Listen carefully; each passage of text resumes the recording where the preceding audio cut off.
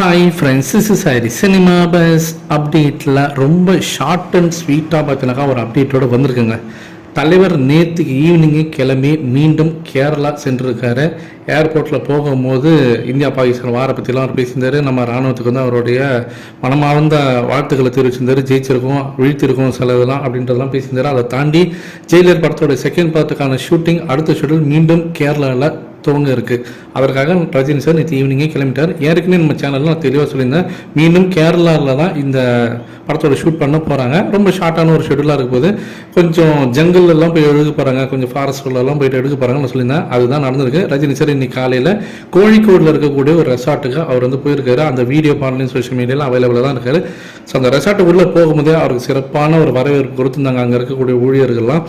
குறிப்பாக சொல்லலாக்கா, ரஜினி சார் இந்த ஷெடியூல் பார்த்தீங்கன்னாக்கா அந்த கோழிக்கோடு அதை சுற்றி இருக்கக்கூடிய சில கிராமங்கள், அதே போல் அதை சுற்றி இருக்கக்கூடிய அந்த மலை, அந்த ஜங்கல், அந்த ஃபாரஸ்ட் ஏரியாலெல்லாம் போயிட்டு படத்தோட ஷூட் பண்ண போகிறாங்க. இந்த ஷெடியூலில் ஒரு முக்கியமான நடிகர், அதாவது அது பாலகிருஷ்ணா அவர்களா இல்லை சிவராஜ்குமார் அவர்களான்னு தெரியல, யாரோ ஒரு முக்கியமான நடிகர் ரஜினி சார் கூட சேர்ந்து அவர் வந்து இந்த ஷூட்டிங்கில் அவர் கலந்துப்பார் அப்படின்ற மாதிரி தகவல் வந்துருக்கு. ஸோ வெயிட் பண்ணி பார்ப்போம் அது யாருன்னு சொல்லிட்டு. பாலகிருஷ்ணாவாக இருக்கலாம், இல்லை சிவராஜ்குமாராக இருக்கலாம். மீன்வேல் மோகன்லால் அவர்கிட்டையும் பேசினிருக்காங்க. ஸோ அவராகவும் வரத்துக்கு நிறைய வாய்ப்புகள் இருக்குது. ஸோ நமக்கு அடுத்த அப்டேட் இருக்குது. அடுத்தது முக்கியமான அப்டேட் என்னென்னா, நேற்றுக்கு லோகேஷ் கனகராஜ் அவர்கள் ஒரு இன்டர்வியூ கொடுத்துருந்தார் ஒரு யூடியூப் சேனலுக்கு. முழுக்க கூலி படத்தை பற்றி, அவருடைய அடுத்தடுத்த ப்ராஜெக்ட்ஸ் பற்றி அவர் வந்து பேசியிருந்தார். அதை பற்றி தான் டீப்பாக டீகோட் பண்ணி இன்றைக்கி ஒரு 2-3 வீடியோ போடலாம்.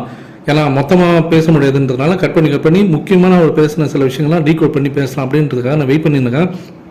அதுக்கான ப்ரிப்பரேஷன் ஒர்க் நடந்துருக்கு. இன்றைக்கி ஃபுல்லாக உங்களுக்கு சூப்பரான அப்டேட்ஸ்லாம் இருக்குது ஃப்ரெண்ட்ஸ்.